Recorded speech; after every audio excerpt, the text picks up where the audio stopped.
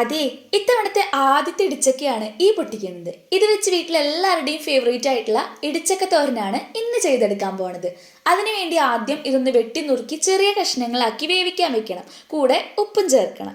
അതൊന്ന് വെന്ത് വരുമ്പോൾ നന്നായിട്ടൊന്ന് ഇടിച്ചെടുക്കുക. അതാണ് ആദ്യത്തെ പരിപാടി.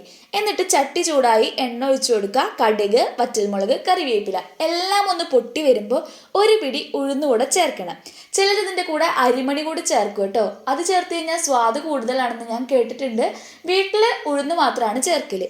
എന്നിട്ട് നമ്മൾ ഒരു പിടി ചെറിയ ഉള്ളിയും വെളുത്തുള്ളിയും കൂടെ ഇട്ട് കൊടുക്കണം. കുറച്ച് മഞ്ഞൾപ്പൊടിയും ചേർത്ത് ഒന്ന് മൂപ്പിച്ചെടുക്കുക. അതിലോട്ട് ഒരു മുറി നാളികേരും കുറച്ച് ചീനമുളക് ചതച്ചതും കൂടെ ചേർക്കണം. പിന്നെ എല്ലാം കൂടി നന്നായിട്ട് ഇളക്കി നമ്മൾ നേരത്തെ ഇടിച്ച് മാറ്റി വെച്ച ഇടിച്ചക്ക ഇല്ലേ, അതുകൂടെ ചേർത്ത് കൊടുക്കുക. എല്ലാം ഒന്ന് കൂട്ടി യോജിപ്പിച്ച് കഴിഞ്ഞാൽ നമ്മുടെ ഇടിച്ചക്ക തോരൻ ഇവിടെ റെഡിയായി. മീതെ കുറച്ച് നാടൻ വെളിച്ചെണ്ണ കൂടെ ഒഴിച്ചു കൊടുക്കണം. നിങ്ങളുടെയൊക്കെ വീട്ടിൽ ഇങ്ങനെയാണോ ഇടിച്ചക്ക തോരൻ വെക്കാറ്? അതുകൂടെ ഒന്ന് കമൻ്റായിട്ട് പറയൂ കേട്ടോ.